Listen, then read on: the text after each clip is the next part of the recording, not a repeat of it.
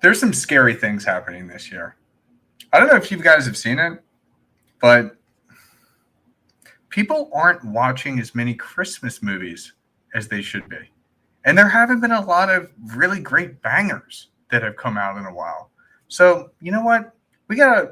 Let's have some fun this time. Strong and wild, we rise up high. Conquer fears, won't let them reside.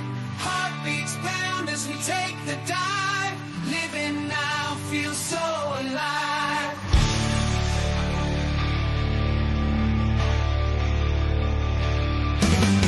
Heart steel veins glowing bright. Fitness gone in the dead of night. Fading game, we got the sight. Crushing finance, career out of sight. Man up now, we own it true. Breaking change, just me and you. Success stories everywhere. Living life beyond compare.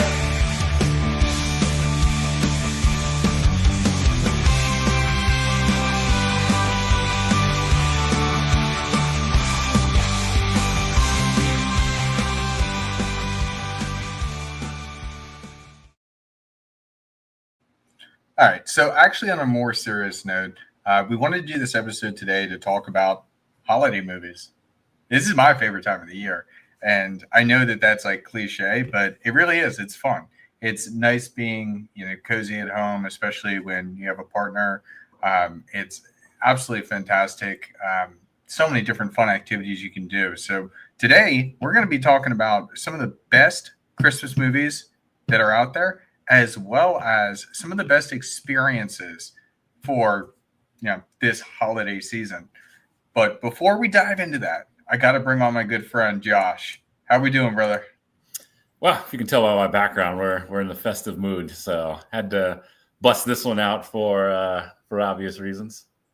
Oh, I love it. It's absolutely fantastic. Yeah, I've been doing a lot of decorating as of late. I keep a Christmas tree, of course, like one of those fake ones. I keep it up all year round, and typically it sits in my bedroom. And what we do is we switch out the lights according to like the next holiday that's coming up.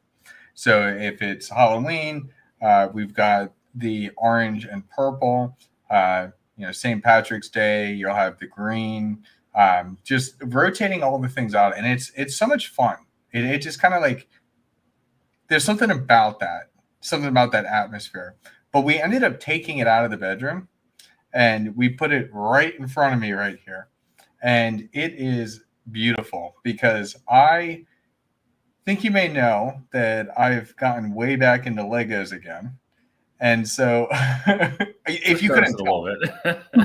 so I've built an entire Christmas village. In addition to, I got the discontinued Disney train station. So it comes with like all the characters, and it's exactly like it looks at Disneyland in Anaheim. And I have an entire track that it runs around the tree, and I just control it from my phone, and I've got sound effects and stuff too. I get to be a kid again. I love the holidays. It's great though, because it's like there's a lot of serious issues in business that you have to deal with day in and day out, but especially this time of year, it's just a little bit fun where you can just take a little bit of a step and just like appreciate some of the extra festiveness that's going on or happening. So I do enjoy this time of year quite a bit. One, because it's a good time of year for a bit of reflection, but also two, outside of all the other day-to-day stuff and stress that you have to deal with, there's just a little bit of that, like being able to celebrate some of the festivities that are going on and happening. So it's a fun time. Absolutely. Well, let's dive into it, because when we talk about our favorite holiday movies, the first one you mentioned yesterday is my favorite of all time. But I want to turn to you, and I want to hear a little bit about kind of what you had shared with me and why it's one of your favorites. Yeah, so the movie what we're discussing is the holiday classic. Drum roll. Can you guess it? I'll give you guys 5 seconds to guess it. 4, 3, 2, 1. Holiday classic that we both have a very strong affinity for is the movie Jingle All the Way. Yes, one of the most unlikely holiday movies ever because it's like, Arnold Schwarzenegger in a holiday film co-starring against Sinbad. But, as young kids, we're fans of Sinbad kind of growing up, but also fans of like the 80s action flicks and Arnold and all that stuff. So, I mean, again, I was a, kid like around 10, 11 years old when this movie came out. So at the time, it was just like, it was a super fun, just kind of fun, sort of goofy movie. My dad liked it and enjoyed it, but he had a couple critiques about it that, I didn't get as a kid, but now definitely get a great appreciation for now, where his kind of primary critique for that movie, but also for a lot of movies at the time, was just like, yeah, why are the dads always like the bad guy? Like, he's out, he's got his business, he's paying for all this stuff. He's like, providing all of this for, his wife and his kids, who he obviously loves. But that's like, it's not enough. He's still painted in the picture of being like kind of the villain, or the one that like has to, go through a little bit of a character arc to learn a lesson, even though he's like kind of crushing it, but doing a bunch of different stuff that people are kind of taking a little bit for granted. So of course, like as a kid, you're just kind of like, oh, well, you just see the holiday, you see the goofiness, you don't get sort of kind of like the bigger themes of what that means. But as I've grown older, it's something I can definitely appreciate more and start, you start seeing that more and you start picking it out more. But even all of that aside from there, it's quite a fun, entertaining movie with some very great gags in there. So definitely one of my favorite all-time favorite holiday movies, just because, again, it's got a very special spot in my heart, because family, we love watching it growing up, but also too, just the sheer goofiness of it, where it kind of ropes in the craziness of like, the must kind of get hot holiday item, whatever that may be, with some of the other throwbacks to like other kid shows, kind of like the Power Rangers type stuff, or like the Ninja Turtles, which again, people were going crazy over. My parents have a bunch of stories about that when those things first dropped. And then, a lot of just goofiness and shenanigans. So really, really do enjoy that film. If you haven't seen it, definitely recommend giving it a go.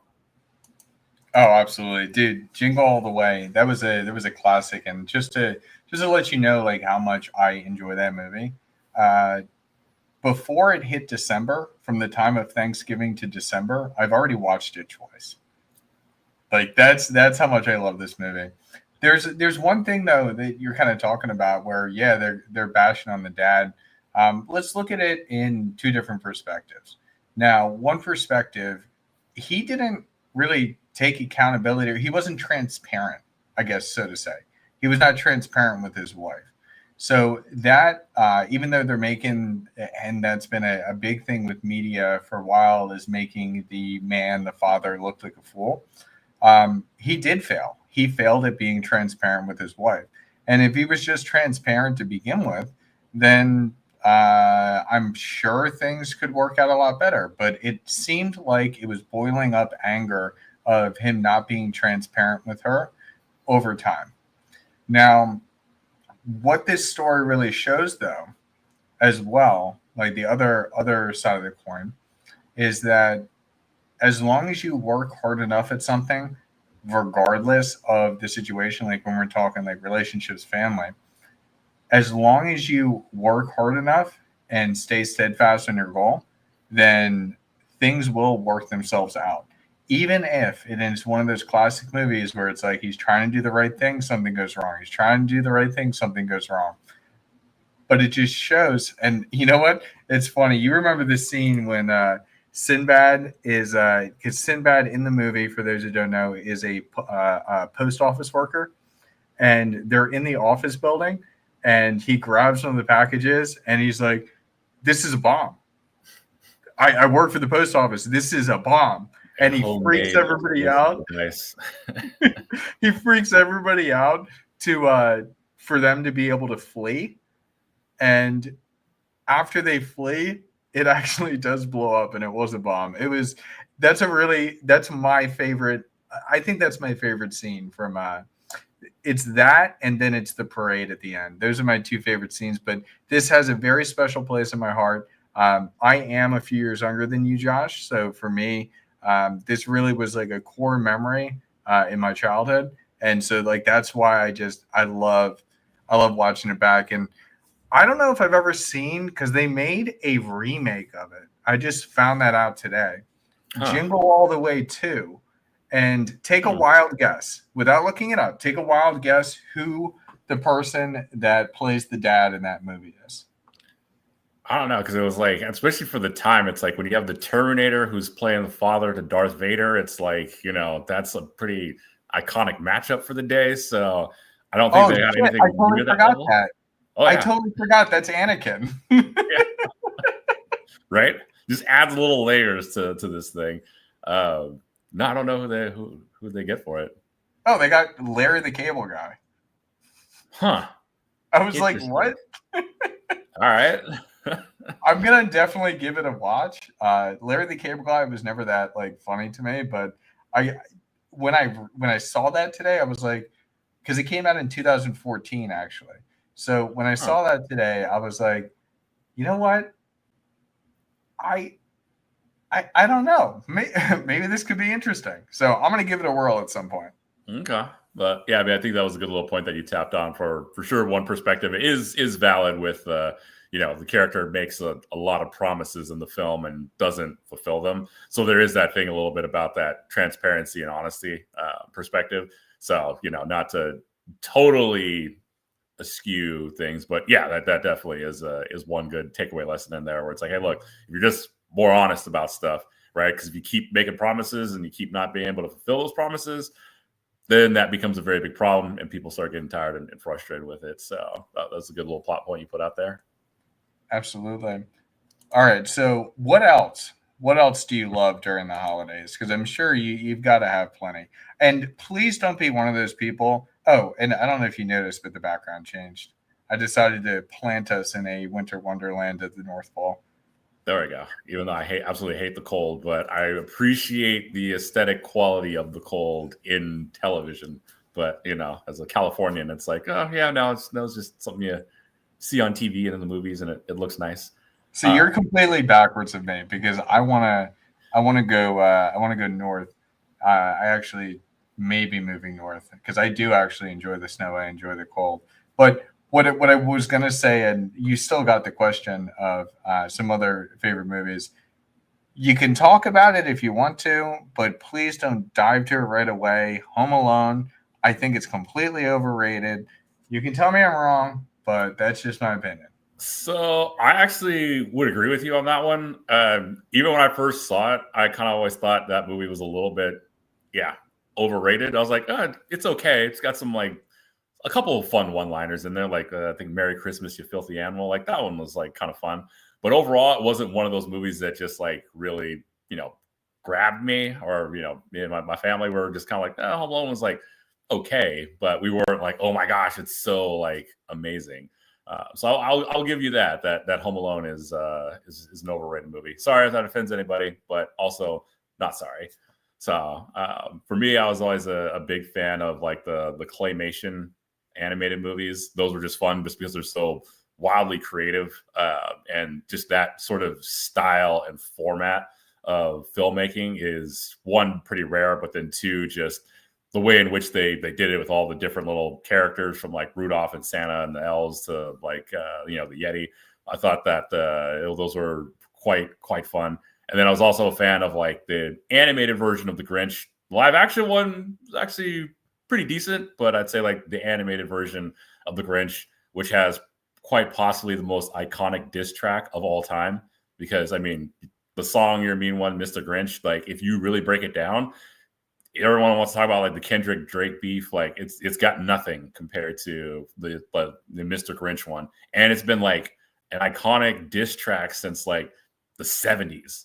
So this thing has some legs and some longevity. Like people are still bumping that, blast that every holiday season. So I would say that it's that movie not only did it give us a good, fun, entertaining tale, because again, Dr. Seuss was a great writer, but also I think it gave us one of those iconic diss tracks that we've ever heard. Now, you can try and fight me on this, but I got all the arguments lined up on it.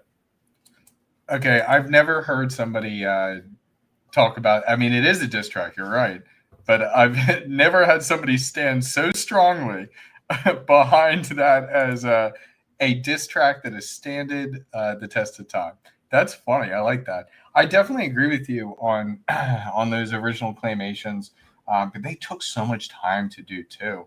And it really is, it's unique, and it's something that, I mean, I guess now with AI, we can get them again, but we will never recreate what they did there because they were manually, this is claymation, it's with clay. They're manually moving everything, taking pictures, and then stringing them together. We're never going to have that intricate art again, I don't think, which is kind of a shame. It's kind of a shame because they really were classics. Now, on my end, one that I want to bring up again, and maybe this just goes to show why I like to do this with Men of Now and working with the Dragon Ship and trying to coach and help men live their best lives. The other one on my list is the Santa Claus. And when you think about the Santa Claus and what happens with Tim Allen, where Santa falls off the roof and then he becomes Santa Claus and he's trying to fight for his child while dealing with this separation from his wife. No matter what, he tries to make it all work and he tries to hold his composure as much as possible. And he could very well just like give up and be like, okay, this is the course that my life is going towards. I don't get a choice. I'm going to have to be Santa Claus. I'm going to have to do this. I'm going to do that. My wife doesn't even want to be with me. So it's already going to be difficult to see the kid.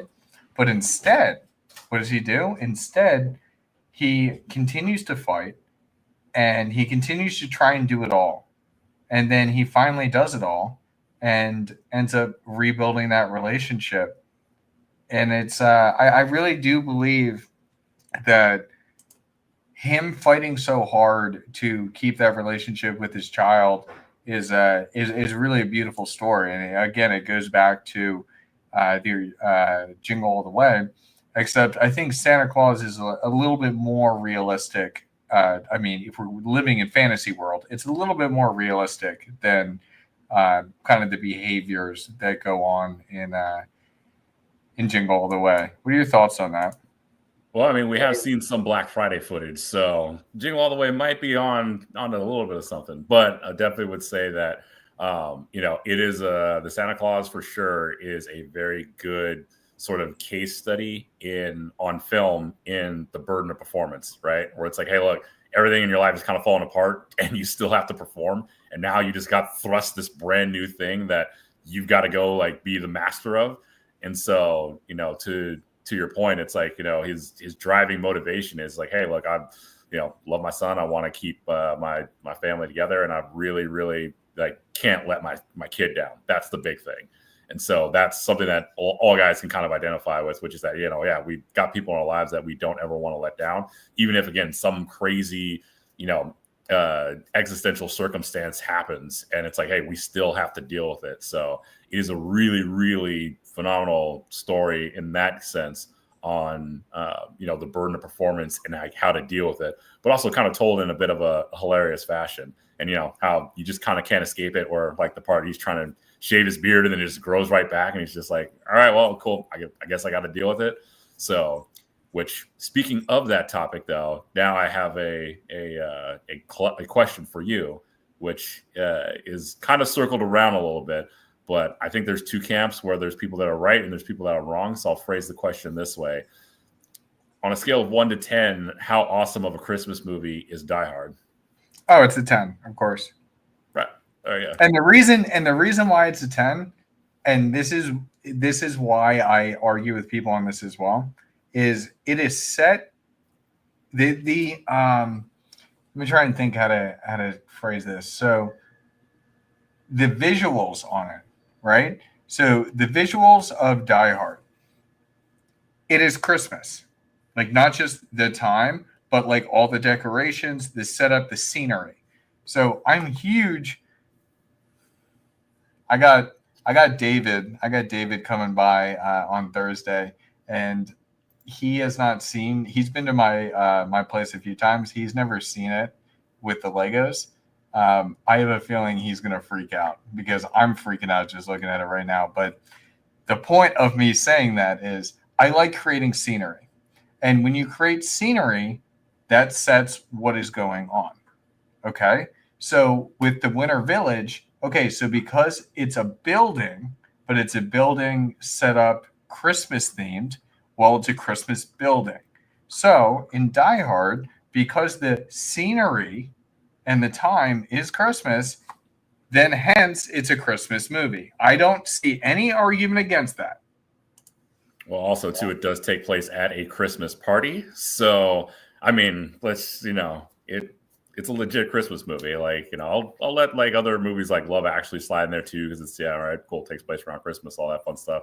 But the merits of Die Hard is the ultimate like Christmas movie, especially for us dudes. It's like it's just again a guy with the burden performance because again, very existential circumstances happen, and he's got to adapt, evolve, overcome, and still figure out a way to like one, not die, but then two, make sure everybody else is good and okay. So again, it's just one of those kind of classic sort of movies that again, I wouldn't consider it a traditional Christmas film, but it is a Christmas film nonetheless.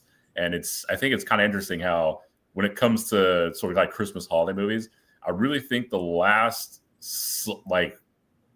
one that's been solidified as a instant Christmas classic, I would probably have to say would be Elf. I don't think we've had anything since then that's been like solidified as an instant classic that makes more of the yearly rotation. That is a really interesting point. And didn't Elf come out in like 2004? Yeah, it came out. So it was like 20 years ago. So it's been like, guys, we've been 2003. My bad.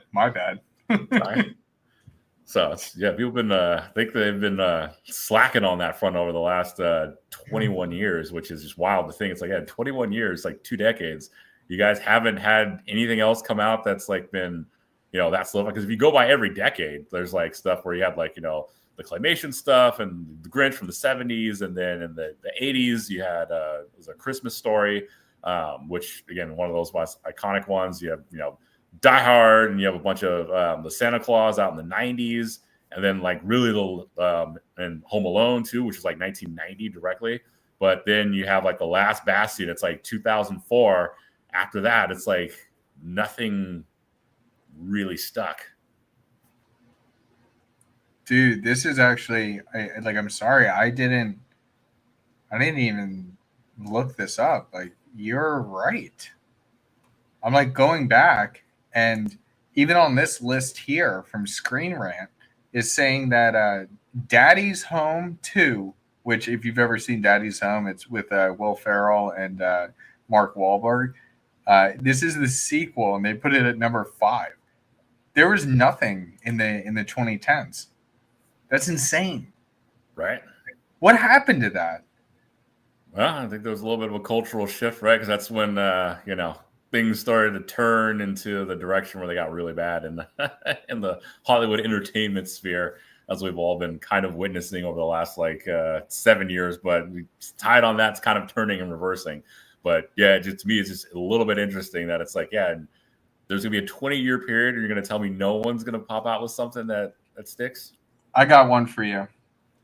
I don't know if you've ever seen it, but this is in 2020. So I was just doing a Google search for 2010s. Nothing in that decade, which is a goddamn shame. Yeah. But in 2020, I don't know if you've ever seen this movie, Jingle Jangle. No, I have not. That is a phenomenal movie. It is on Netflix. So this movie, it's about a toy maker, and there's a lot of magic involved with his toy shop. That's all I'm going to say. So it's very, very, very cool. It's very, very, very fun. Okay. Again, though, I wouldn't put it up there against some of the other classics from before. It's almost like once we hit Elf was peak. Yeah.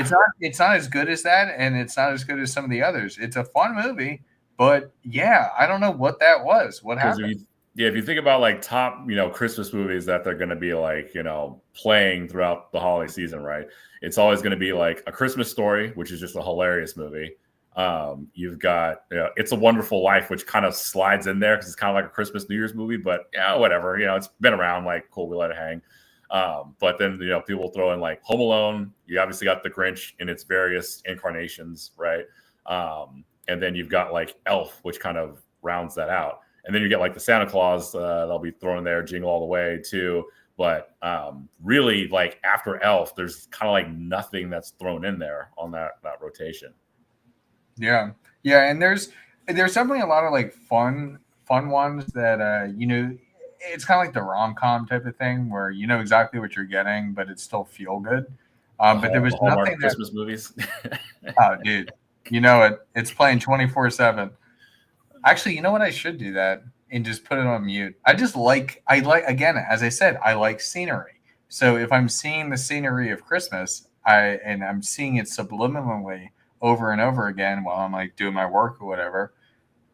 Well, I'm gonna get more of the Christmas spirit. You know, all about it. I respect that. So let's move forward a little bit. That's great talk about the movies, and like honestly, guys, I have to say, take your time. This is one thing that really bothered me a few years in I don't want to say my childhood, but like I guess maybe my early 20s is I didn't take enough time to watch Christmas movies during the season. And then if it's not Christmas time, then why would you watch a Christmas movie? And what I've found is that by doing that and by doing other activities, which is actually going to be the next topic, it's very enjoyable when you're doing that and you get in the mindset, the happy mindset, the fun mindset. Work is slowing down.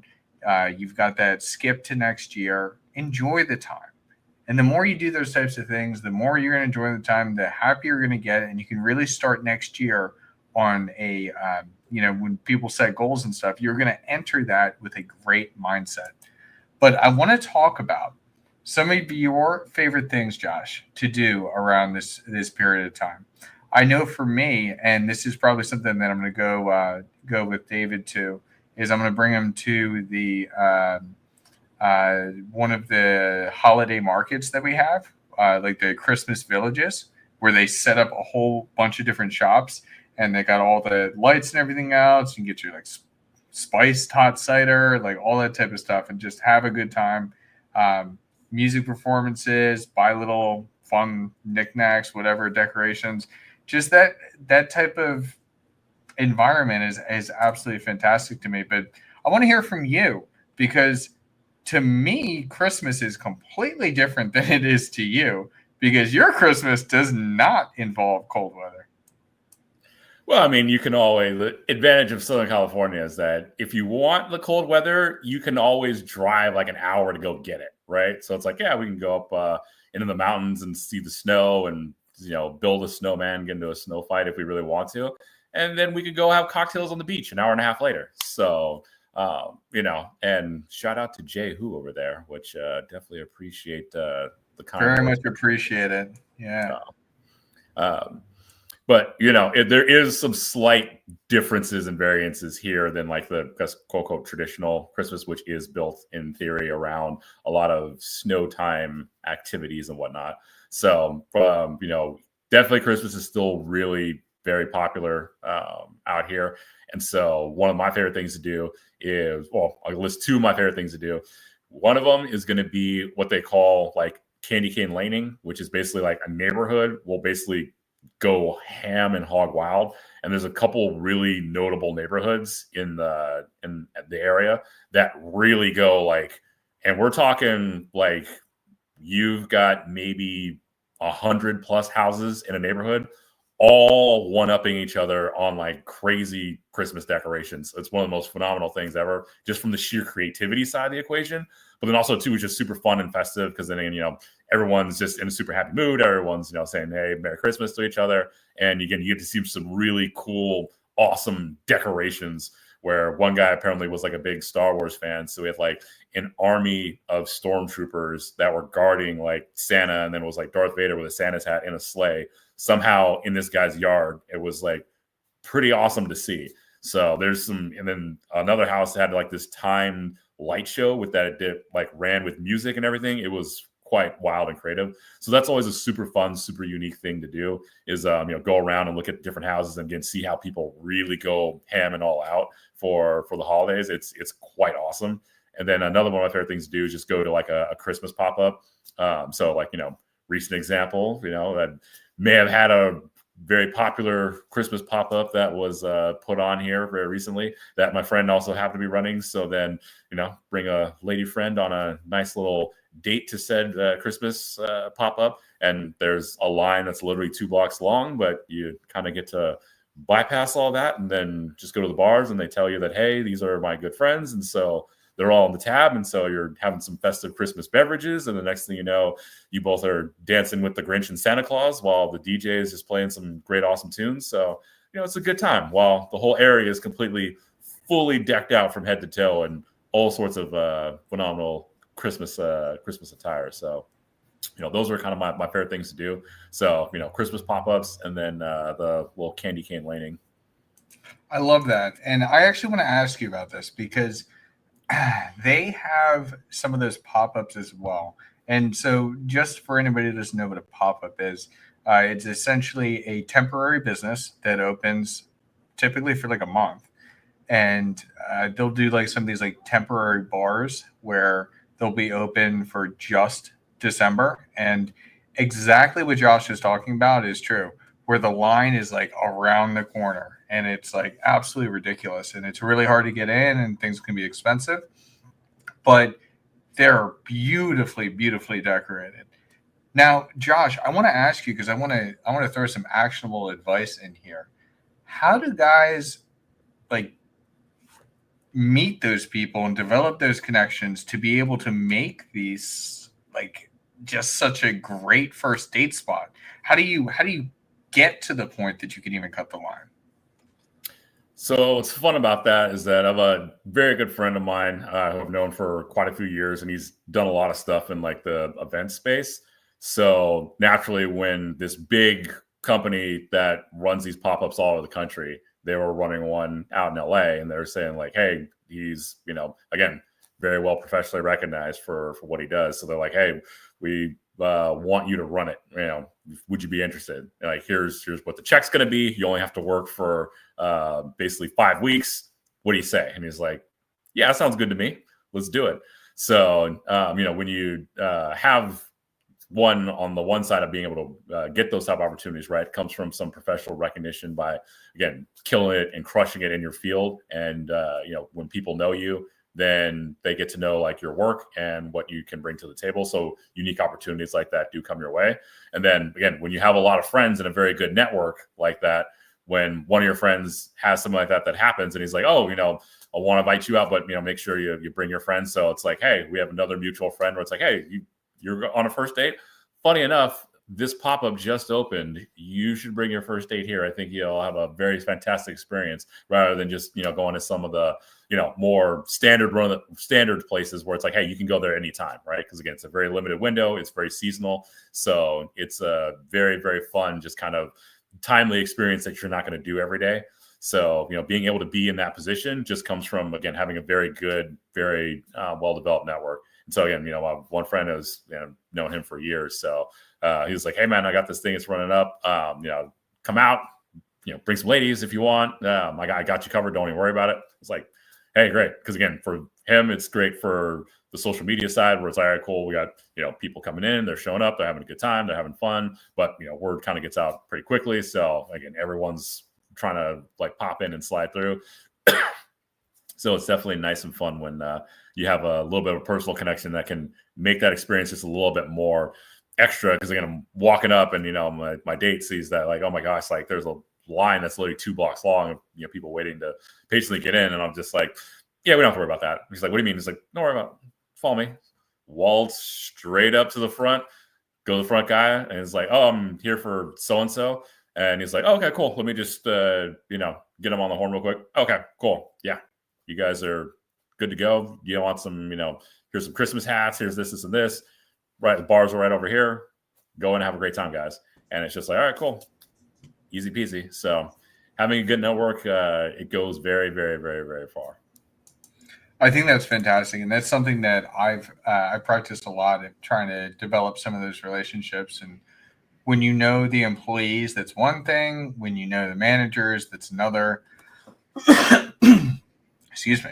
And then when you know the managers, you know the owners, and you can be able to pull something like that off.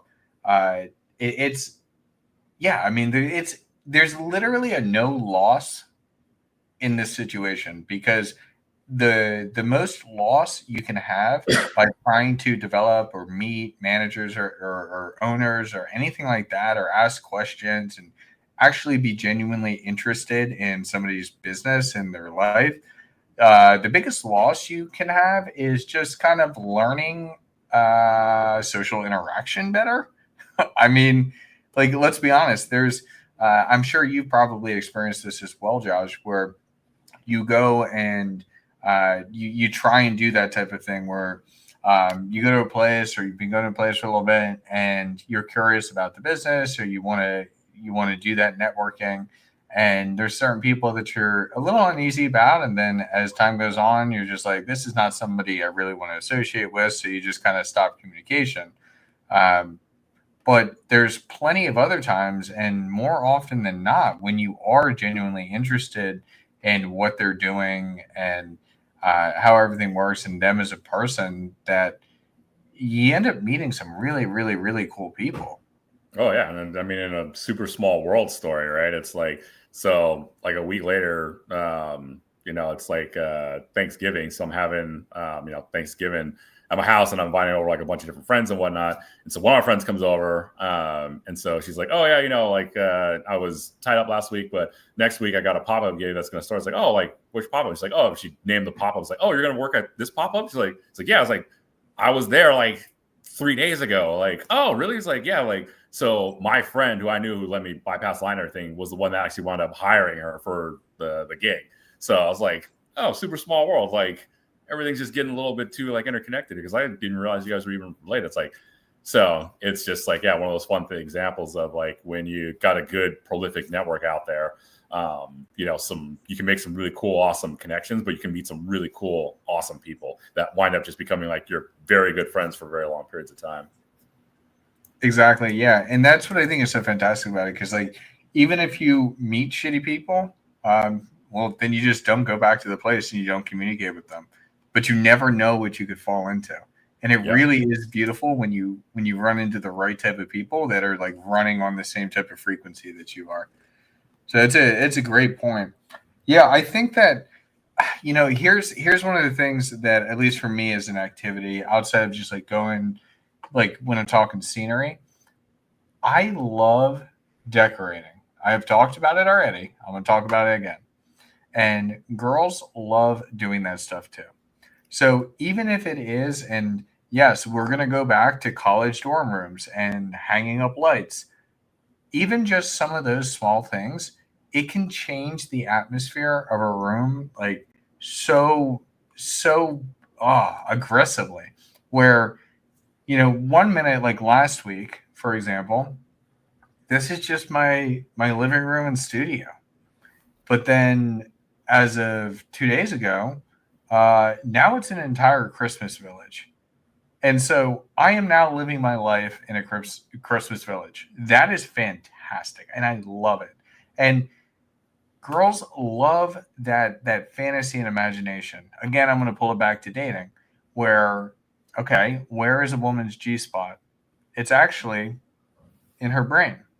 And so if you take her on this adventure and you have this fun with her and you decorate the place out, it not just makes you feel good seeing it every day, but it makes her feel good for the experience, and then her also feel good for seeing it every day. It is the best thing you can do. I think that anybody who skips over Christmas and doesn't dedicate some of that time, and it doesn't even have to be if you're religious, like, dude, I know that Jesus is, if and again, blasphemy, I know. I don't even know if Jesus even existed, but we all know, even so, Jesus's birth was not in December. So I just, doesn't matter. It's about the feeling. How can Josh in Southern California enjoy Christmas if there's no snow on the ground? That doesn't make any sense. Like, who cares? Who cares? But it's about going to this like fantasy world. It's like, why do we like Chronicles of Narnia? Right? It's just it's this fantasy. It's just something else, and I really, really, really recommend that everybody at least takes that time, however you want to decorate. do something. Just change things up. And I really love the lights. The lights really can bring a completely different tone to what you're experiencing in your place of living. Well, and it's just also cool too when it's like, as they say, right? Guys can build a house, but a woman makes a home. Like it's kind of true where, when you have a lady friend that, has license to decorate and kind of like goes all out and like puts all these little great, awesome little touches all over the place. Like it's a really cool thing because again, you get to see like somebody else's creative side like come to life. So, to me, that's something that I always enjoy, which is just like, me, I'm like, all right, cool. You leave it up to me. All right, maybe I'll throw a tree here and maybe put like a candy cane over there. And all right, there's a stocking and it's supposed to hang over something, but whatever, I'll just throw it here. Like, cool, that's great. But, when you see things like organized in place and then just like decked out to the nines, it's like, it's a cool, fun thing that again, kind of shifts up your day to day, but also just lets you experience the creativity of somebody else. And that's a fun thing where, it's that sort of shared creativity that more people can enjoy. So it's really awesome when you get to participate in that. And if you are creatively inclined and can do it, hey, more power to you, because that's definitely not me. So, if you'd like to come decorate my place, hit me, leave a comment, and then I will, get in touch with you offline and we'll make something happen. But definitely have a very fond appreciation for those little extra touches that again, just, take you out of your normal day to day and do in a lot of senses, like, again, transport you into another world, so to speak. And again, it doesn't necessarily have to be like tied to any, religious purposes or anything like that. If it is, great. If it's not, cool. It's still just, again, enjoying the festiveness of this time of the year. That's a really good point, and I never thought about it this way because I've always explained to people that when it comes to those first dates, like personally, I do first dates at home. That is just how I do it, and there's very few times I'll move outside of that. I mean, I haven't been dating in a while. I guess I'm more a relationship coach than a dating coach now, but the way that I would always make things happen is coming to your place. And one of the best routines that I would do is cleaning the place up before she was coming over. And when you think about the psychology of that, one, you're proud of what you're presenting to somebody else. And then two, on her end, if she's walking into a clean, put together, very nice looking apartment and you are a presentable guy, then you're essentially transporting her into your fantasy world, into that fantasy world. Like she may have just met the one. But if you don't clean your shit up and you've got dirty apartment, you haven't picked stuff up, you got trash isn't taken out, the floors aren't clean. Well, you just transported her to a different world, and that world is garbage land. And nobody likes to hang out in garbage land.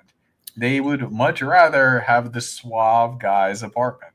Well, and here's a business idea for anybody out there in the cleaning world. You should rebrand your cleaning service to "Guy About to Get Laid Cleaning Services," because nobody on the planet will clean his house quickly and more thoroughly than a guy that thinks he's about to get laid.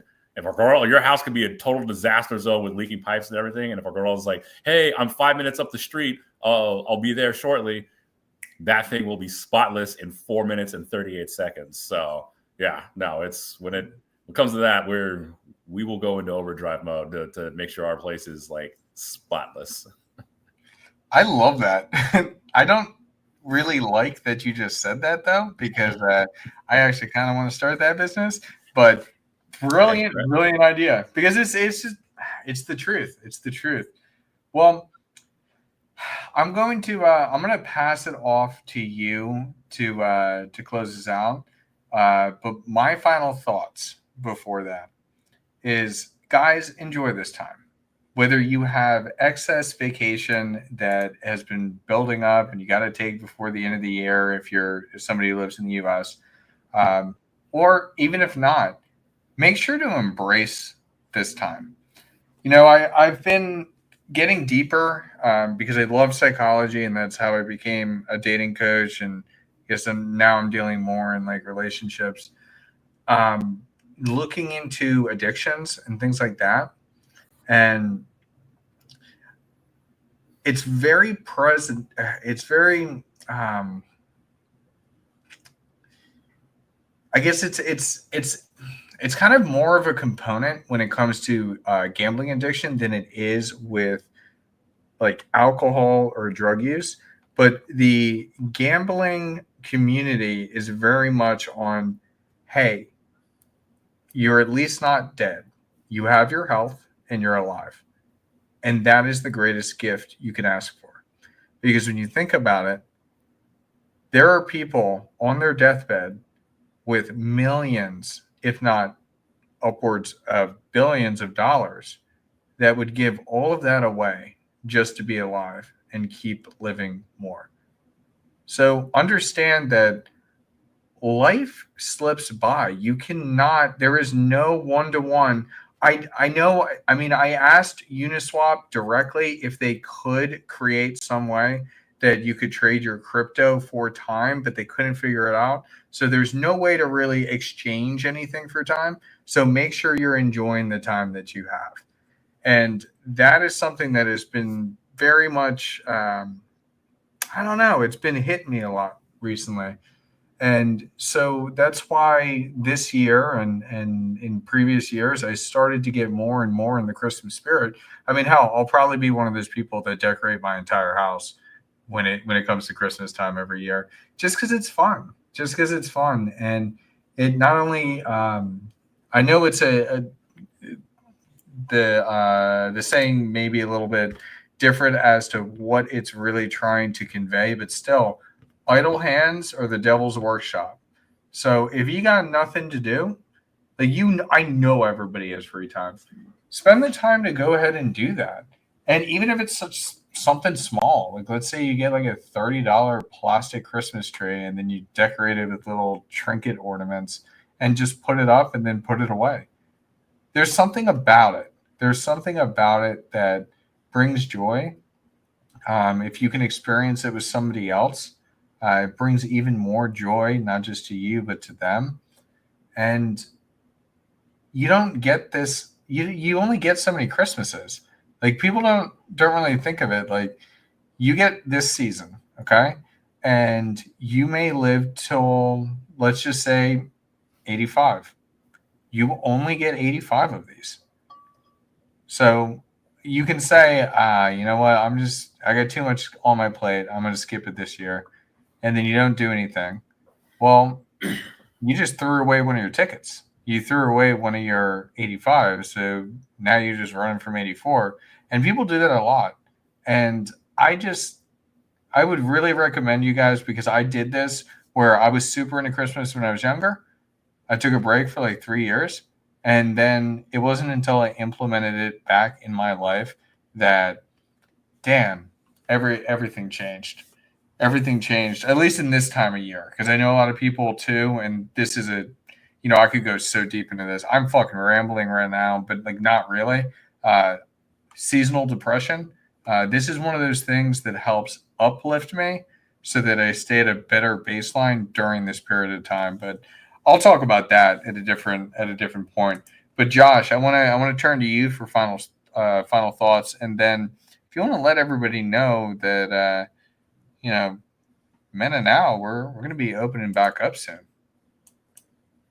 Well, yeah, you pretty much echoed a lot of the thoughts. I was like, psychic is like stealing a lot of thoughts directly out of my head right now, because I was definitely going to talk about it's important for this time of year, right, to focus on kind of what it really is. Kind of comes down to just a little bit more, take that little bit of extra time for, enjoying family, friends, the people that are close and matter most to you, right? So, just take some joy and some solace in that. Just take a little bit of time to reflect on that, because again, to Hud's point, you only have a limited number of these, right? So, if the average life expectancy is 73, then, if your parents are 60, that means with this Christmas included, you only got 13 more you can really expect, right?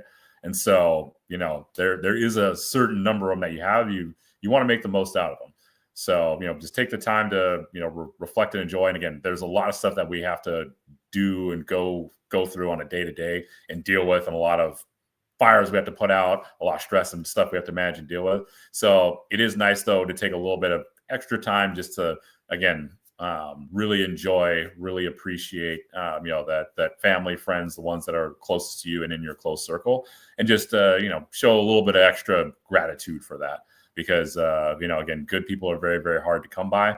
And so the more that you have, the more grateful you definitely should be. But also just taking a little bit of that time as, out of your day to day, just to have a little extra appreciation for it. That's kind of what the bigger sort of message around this time of season is. So just, take a little bit of a moment to, really reflect and appreciate on that. And again, just, kind of, count your blessings. Cause again, it's season of gifts and all that fun stuff. But, the real gifts, right, are the time that you get to spend with people, especially in good health. So, so find some good Christmas movies, right, or whatnot, and just, or some good Christmas recipes.